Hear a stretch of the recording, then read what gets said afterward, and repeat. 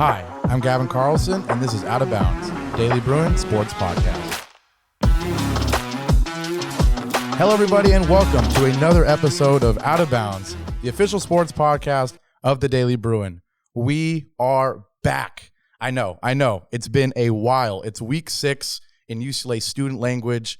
For the average listener, it's just been 2-3 months since we've had a wonderful Out of Bounds podcast. We are finally back, and can we just take a look at the studio? Phenomenal setting here to get things restarted, and we're getting things restarted at the same time UCLA football is getting things restarted. We're going to get to that in a second, but before we do, I have to introduce my phenomenal partner in crime, my friend, my co-host, the wonderful sports senior staff writer at the Daily Bruin, Mr. Jack Matthew Nelson. How are you doing today, buddy? I am doing terrific, Gavin. It is always a good day to be back on the pod, especially after the hiatus we have had. We are so back, and I am so here for it. And I got to say, congratulations, sir. Future, soon-to-be USA basketball writer. Congratulations. You deserve it. I'm so proud of you. I'm going to give the congratulations right back to you, Gavin. Mr. Fox Sports over here. Thank you. Let's go. It's big time for all of us here at the Daily Bruin. Shout out to everybody involved in this, the video team, the sports team. But without further ado, it's time to talk about the future of UCLA football, because what a crazy past week or so for the UCLA football program. You lose a head coach. You finally gain a new head coach. And I'd say exciting times. It looked a little shaky at first, but UCLA has a new man in charge, Mr. DeShaun Foster. And Jack, I just want to get your initial thoughts right away. When Chip Kelly left, and don't you worry, we're going to get to that man leaving because I know we both have a lot to say about that. But when Chip left, did you think DeShaun Foster was going to be the choice for UCLA football? I did not. No, I did not. There were a lot of names being thrown out there. DeShaun Foster was one of them that I heard. But we have to remember that just 10 days before he ended up getting hired by UCLA, he just took a job with Las Vegas Raiders to be their running backs coach. It appeared he was ready to move on. Even before Chip Kelly departed, he had chosen a new path, had finally left UCLA after being a running backs coach there for, I believe, 7 years, the longest tenured assistant coach under Chip Kelly. And so I was certainly surprised to see them ultimately choose him. We do have to point out the fact that DeShaun Foster has 0 coordinator experience, 0 head coaching experience at any level, NFL or college. And there were a lot of other candidates, names that were thrown out there that did have that experience. Martin Jarman admitted that himself at the press conference on Tuesday, said that they ended up interviewing 11 candidates, many of which were already sitting head coaches either at the NFL or collegiate level. Yeah, I mean, we're going to get into that for sure. The lack of experience, he got into that at the press conference, which you, Joseph, and Grace did a phenomenal job covering. We're going to get to that for sure. But, just from my point of view, I didn't think they were going to go this route either, to be honest. I know the Nebraska DC, I think Mr. White was going to be, I thought that was the most likely option just because defensive coordinator to head coach, a much more natural, promotion. But, the way I talked to Joseph, and I know you guys miss Joseph, he'll be on the pod soon. The way I described it was, from a PR standpoint, very safe, because it's kind of impossible not to like DeShaun Foster if you're a UCLA football fan, if you're a UCLA football reporter. It's hard not to like DeShaun Foster. And, just the energy around him compared to, his predecessor, Mr. Chip Kelly, it's hard not to like it from a PR standpoint. But from a football 101 experience, validity of the hire standpoint, it's the opposite of safe. It's about as risky as it gets, having that jump from running back coach. But, I think we'll see as the rest of the offseason progresses, the decisions that are made, filling out the rest of the staff. I think the main thing that Martin Jarman pointed out, that I know you tweeted out, players staying, not entering the portal because DeShaun Foster comes back. But yeah, I definitely was surprised with the decision to go with a legend, but an inexperienced coaching candidate. You were at the press conference. You were able to sort of soak up some of that energy that it appears DeShaun Foster is bringing to the UCLA football program. Just describe that setting, being there, seeing a huge filled room, a lot of former players, current players. We saw it a bit on the UCLA socials, the reaction when he was named the head coach in front of the team, but being there for the official media, setting, what was that like, and what was the energy in that room? I gotta say, I have never been in a press conference like that before. It was a really cool experience just for my journalism career. So shout out, of course, to our wonderful boss, Joseph Crosby, for that, making that happen. Great to have Grace there as well. We see you, as Jose. you mentioned earlier, the three of us just been working so hard on this press conference content we've been putting out. I'm so happy with how it's come out. But yeah, getting to the press conference, a lot of energy, a lot of passion. That is the number one word I would use to associate with not only this press conference as a whole, but with DeShaun Foster, the man in question, the man of the hour. The moment he walks up there, you see him, tears streaming down his face, sweating a lot, clearly, certainly nervous for the occasion. I can't blame him. Yes. Biggest moment of his career right there. But yeah, it blew me away.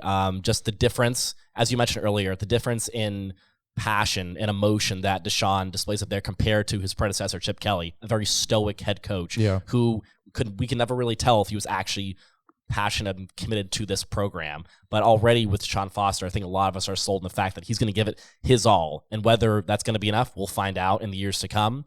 But yeah, the press conference, Martin Jarmond and DeShaun Foster both answering questions to the media. The three of us were there.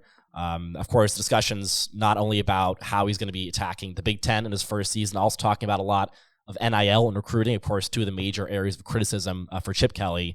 We got some great insights from Martin DeShaun about especially NIL and recruiting. I wrote a notebook on that. We found some really interesting stuff just because the recruiting under Chip Kelly had been so underwhelming compared to UCLA's standard.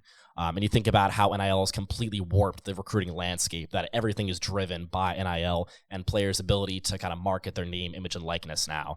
And so DeShaun clearly has already bought into that. I will note the Men of Westwood's Twitter posted a video of DeShaun asking UCLA fans to donate to the collective 4 hours after the press conference, 4 hours. And Chip Kelly only made one appearance on that Twitter late in the 2023 season. Was always hesitant to embrace it. I believe, was that after the Arizona State loss, if I remember correctly, too? It might have been. Not 100% sure. I'm not 100% sure, but I'm 80% sure that it was after the Arizona State loss.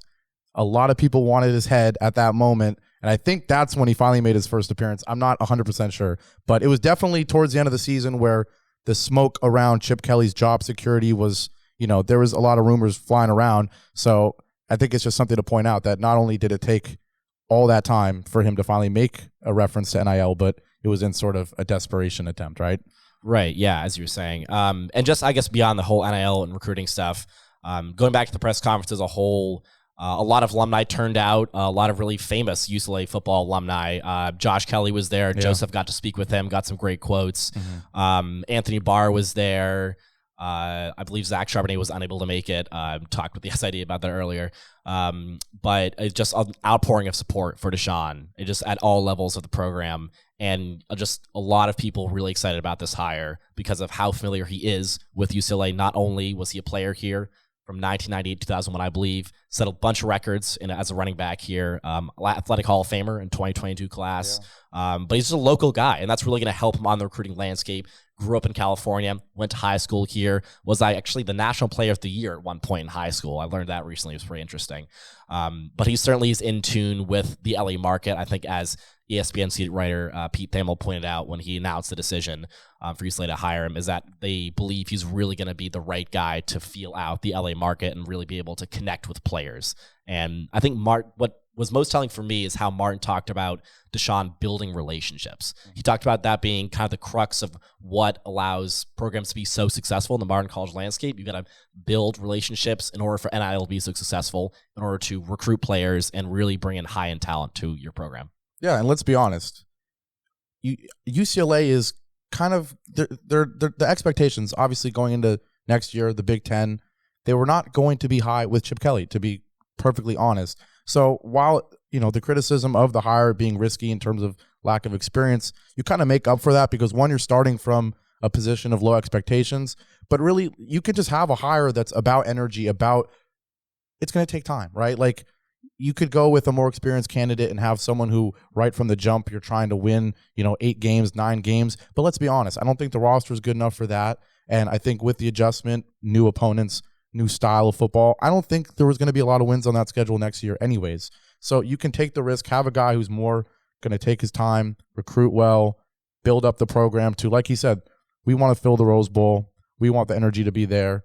he pointed out in the press conference, which I loved, every other sport at this university is killing it, right? Banners everywhere, over 100 national championships, second most in the whole country.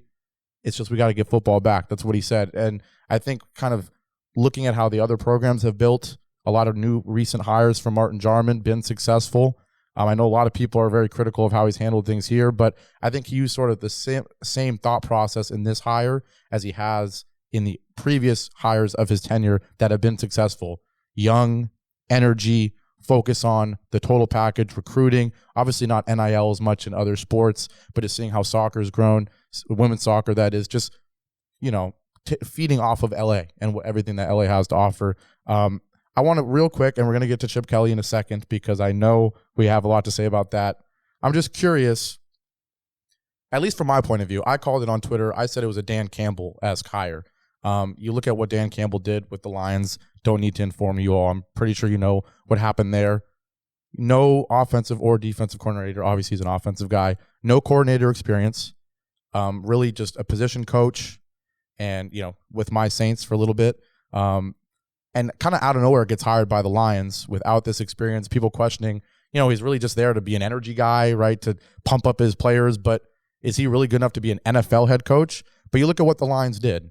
Outside of him, the offensive coordinator, Ben Johnson, phenomenal, right? Should have been a head coach. He's staying. That's for another discussion. Defensive coordinator, you go get experience, Aaron Glenn. It's all about how you build the staff around a coach like this who might not necessarily be head coach material yet. I think they're going to give him the time to grow. But leading into that, what do you want to see from the rest of the offseason? You'll talk about some of the empty positions in the coaching staff. Obviously, I think a glaring one is offensive coordinator because Chip Kelly has run the show with the offense. Not only do you lose a head coach, but you lose the play caller, you lose the offensive coordinator. So a huge hole to fill there. But that's not it, right? And so get into that, talking about the coaching staff. Absolutely. So, of course, that is the biggest hole on the coaching staff for him. He's got 3 other vacancies to address. One of them being running backs coach. He was the running backs coach. Yeah. That leaves a major vacancy for UCLA. And that was of course, as I mentioned, he was the running back coach from 2017 to 2023. And so that's one of the most really consistent positions they've had recently. So that's certainly going to be one of his major focuses with him being so familiar with that position, I think. They've also got a 10 tight ends coach they need to hire in addition to a linebackers coach. The most recent departure would be Ken Norton Jr. He was the linebackers huge coach. Departure. That is, cannot understate how big of a departure that is for UCLA. I've been to those practices. You've been to those practices. Yeah. How vocal Ken Norton is. Despite his age, he's the loudest coach on the field, for sure. Yeah, he is. He stands out, and he certainly is a big character loss from him as well, just as being so connected with the players. Yeah. But I think ultimately, DeShaun's, we didn't really talk about this as much, but his connection to the players is really going to help him. And I guess maybe in some regards to the coaching vacancies, just him kind of getting to know a bunch of the options out there. Martin told us that he wants DeShaun to hire a former head coach for one of those vacancies. This is huge. Huge. Just so that he has that experience in his back pocket. He can have someone to work with and really guide him into this transition. And so that was really something I found interesting that Martin told us on Tuesday.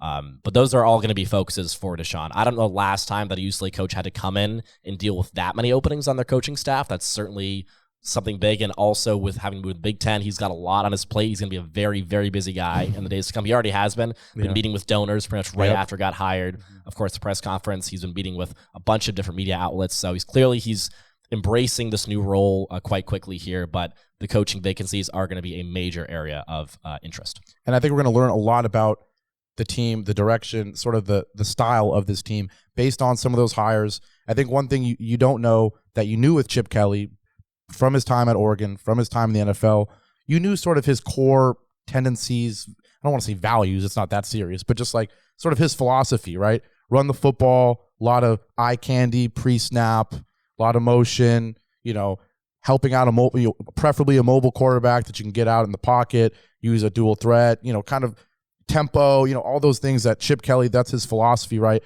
We have no idea what the philosophy of UCLA's offense is going to be because DeShaun Foster has never called plays. He's going to want to run the football. That's the only thing you do know with having a former running back legend as your head coach. But I think this offensive coordinator hire is going to determine so much about, on 4th and 3 at the 40. Are you going for it or are you punting, right? Is there 2-point conversions happening? what statement is this offense going to make with a whole new sort of philosophy behind it? And I think we'll learn a little bit based on the offensive coordinator hire, but also I think DeShaun Foster is going to be a pretty vocal head coach.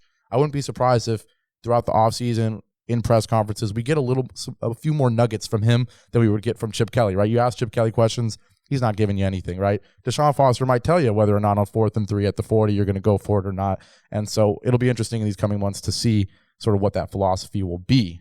But yeah, I mean, I was just going to add to that. I think what actually some of the media were pointing out in the press conference is that DeShaun's usually actually pretty an unspoken guy. He's usually a quiet guy. That's how he's been at UCLA, and it's been really successful for him. He's built relationships with players very well, and obviously we saw that reaction video that came out after he got hired. That was great. That was like, even from an outsider standpoint, you know that was the right hire for that program if the players are reacting like that. Yeah. But I guess just a side note, I think just. What were we talking about a second ago? I totally forgot. No, just kind of the philosophy, just like philosophy. My mind is going all over the place. You lose Chip Kelly and you lose an entire team philosophy, especially offense, but just sort of everything about the team, him being, having that established sort of presence, personality, a lot of unknowns now with a whole new landscape for the team.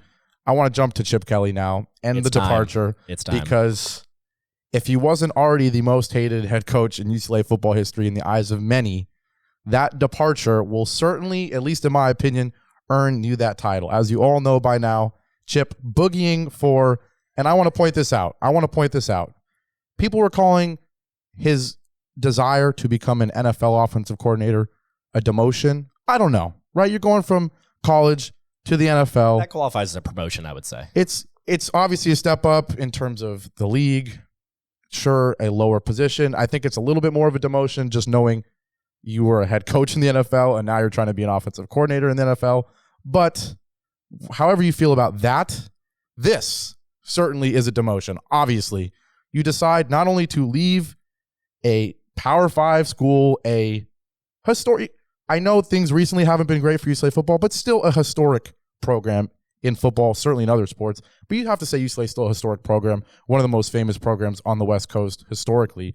You leave that for a lower position in the same conference, right? I think people forget that now. That's supposed to be your near rival. I know UCLA isn't going to compete with Ohio State anytime soon, but in terms of championships, Big Ten championships, but it's the same conference now. Come on, this is the same level playing field.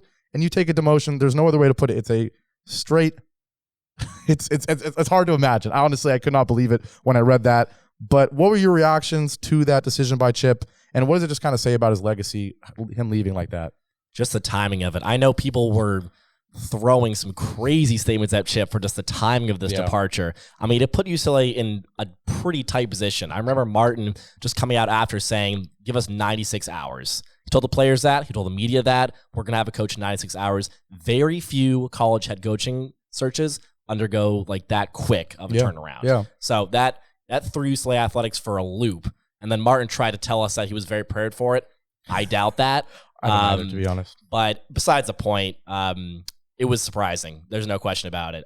As you said, we heard his name thrown around the NFL ring for a little bit. Seattle Seahawks, Washington Commanders, some of the names that were thrown out. Raiders at one point too, just offensive coordinator positions at each of those teams. And then we heard word about the Ohio State vacancy after Bill O'Brien takes a job with BC. And very quickly, I think it happened really quickly because it was the morning that Bill took the job with Boston College. And then hours later, we get the news that Chip is taking the position with Ohio State. I think the consensus had been, or the reporting at least had been, that if the Seahawks did not hire Chip, that he was going to take the Ohio State job. Right. And that's what ended up happening.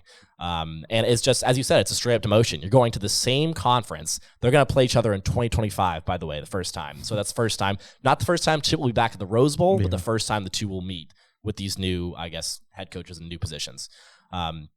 But yeah, I'm very curious to see when they do meet again, what the fan reaction is going to be to Chip walking out in Buckeye red, Buckeye like gray and white. It's just going to be a weird sight for a lot of fans who are very accustomed to seeing Chip on the sideline, but also many fans who wanted him gone for a long time. So UCLA fans mostly got what they wanted, but whether that actually turns out for wins for the program, we shall see moving forward. Exactly. He didn't even know we were going to transition to this, but he hit it right on the nose. We're going to schedule predictions really quickly, just looking at next year and what we're expecting for UCLA, because like you said, in terms of next year specifically, or only looking at next year, this whole saga of Chip leaving and finding a replacement, it's going to hurt the team next year, to be perfectly honest. You're going through a whole change, like I was saying, in your philosophy offensively, really entirely. Defense too. The defense plays based on the philosophy of the offense. The special teams plays based on the philosophy of the offense. So the whole team is going to look completely different in the way they play, their philosophy. I know most players, if not all the players on UCLA's roster, are going to stay because they did things so quickly in that 96-hour period. Ethan Garber's confirmed it that everyone's going to stay. From what he told us, at least. That's huge, obviously. But even with that, I think people were expecting things to be shaky next year regardless, and now you have to go through all this change. As much as most people want to Chip out, you have to look at it from that point of view of it's going to take time to become the program that everyone wants it to be. And honestly, it's kind of ironic, but DeShaun Foster's first year may look to some degree like Chip's first year. It probably will. I think, but like I said, because of the PR safety of everything, I think he'll get a lot less negative feedback from the fan base if things go poorly. But that being said, real quick, in the last couple minutes, we just want to take a quick look at UCLA's schedule for their first season in the Big Ten and just kind of predict very quickly how we think things are going to look.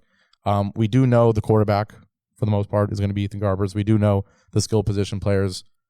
With all that being said, with DeShaun Foster, regardless of who the offensive coordinator is, let's go one by one. Hawaii, I assume we still have a win there. Yeah, I don't care who the head coach is. UCLA's not losing to Hawaii. And just because he said that, UCLA will lose to Hawaii. No, I'm kidding.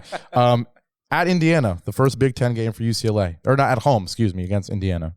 I haven't done a lot of due diligence on Indiana, but I'm pretty sure that should be a win for UCLA, or at least one of the few wins they'll have in the Big Ten. I think you'll really quickly get to know what the season's going to look like based on that game, because if UCLA is struggling against a historically average to, if not below average, Big Ten team, then they're going to struggle against most of the Big Ten. Then you're at LSU. They're going to look completely different. No quarterback without the Heisman candidate or Heisman winner there, but I'm still going to say it's a loss for UCLA. Yeah, it's LSU. In Baton Rouge. Yeah. That'll be an electric atmosphere. LSU is, I believe, one of the loudest stadiums in the country year in, year out. So great atmosphere, but most likely a loss. Yes. At home against Oregon, no Bo Nix. Dante Moore is a Duck. Yes, and we'll see at the Rose Bowl if there's any reception for him, but he won't be starting. It'll be Dylan Gabriel. To be honest, I think Oregon's going to be one of the best teams in the country. I think that's a loss. I'd agree. Dylan Gabriel coming over. Then you go to Penn State. I think that's a loss. It's also a loss. I mean, again, it's like LSU. You're going to Penn State in University Park. That place is rocking. 2-0 straight to 2-3. Then you're at home against Minnesota, against a coach that a lot of people thought was going to be the UCLA football head coach in PJ Fleck. Is that a win? That might go either way, honestly. I don't really know about that one. Like Indiana, if that's going to be a sign. If you can't win that game, then you're not going to beat the elite teams in the Big Ten if you're struggling against, Minnesota and Indiana, not Rutgers, right? But still bottom half of the conference. So I think that'll tell us a lot about the team. I'll chalk it up as a win just because they lost three in a row and say it's 3-3. Then you go to Rutgers. Never in my life did I think that UCLA was going to play Rutgers in a conference game. Piscataway, New Jersey. In a conference game. I'll say win. Yeah, I'll take the win there. Back to a winning record at home. Or no, sorry. Then you go to Nebraska, where a potential candidate will be coaching the defense of Nebraska. I think Nebraska is going to be sneaky good. They've been poor for a while, slowly building that program up. I'm going to say that's a loss for UCLA. Was it Nebraska who got Dylan Raiola? They converted him from Georgia, was it? Yes. And that program is on the way up. I think that's a loss for UCLA. Just that atmosphere is going to be rocking. It always is. Because to be honest, there's nothing else to do in Nebraska. But I'll say that's a win for the Cornhuskers. Finishing up, UCLA hosts Iowa in what could be a snooze fest based on how Iowa plays football. I'm going to go out on a limb and say UCLA loses this one. I think they're going to get dominated.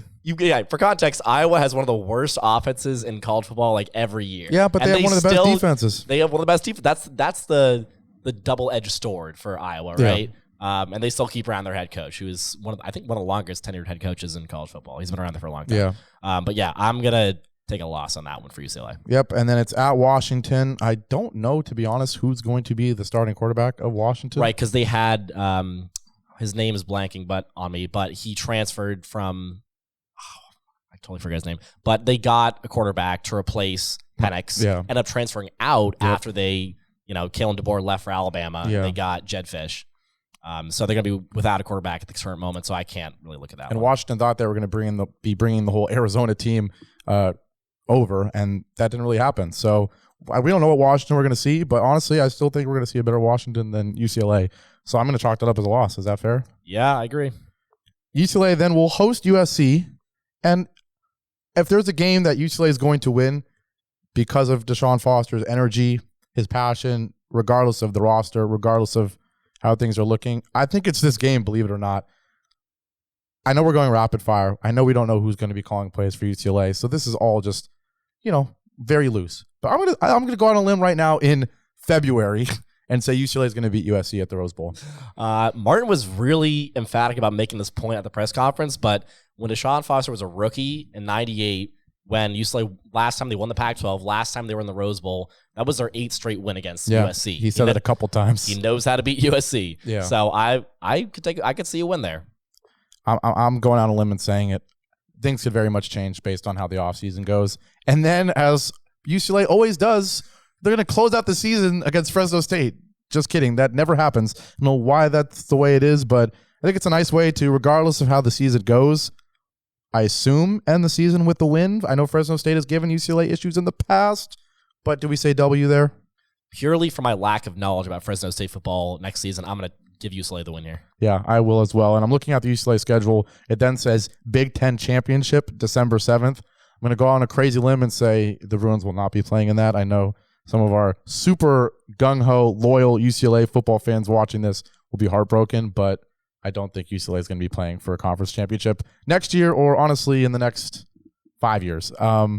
5 years, Gavin. Ooh, our fans are not going to like to hear that one. It's going to take time to reach that standard. But with all that being said, a nice, pretty lengthy UCLA football podcast, a nice return to Out of Bounds. I know you all missed, you didn't miss me, but you missed Jack at least. You missed Gavin. At the very least, you missed that hair. You missed everything about Jack, and maybe you missed me a little bit, but that'll do it for this episode of Out of Bounds. We're so excited to be back. Thanks once again to everyone who helps put this together. Look at this amazing studio one more time. But yes, as always, you can find us Daily Bruin's YouTube channel, Spotify, SoundCloud, Apple Podcasts, everywhere you listen to podcasts or watch videos, you'll be able to find it. Thanks so much. Please check out dailybruin.com. Jack and the rest of our team has really put some unbelievable content on the website and in print about DeShaun Foster rejoining UCLA football and fostering in a new era. So with that being said, thanks so much for watching and listening. I'm Gavin Carlson. That's Jack Nelson. We are signing out. So long.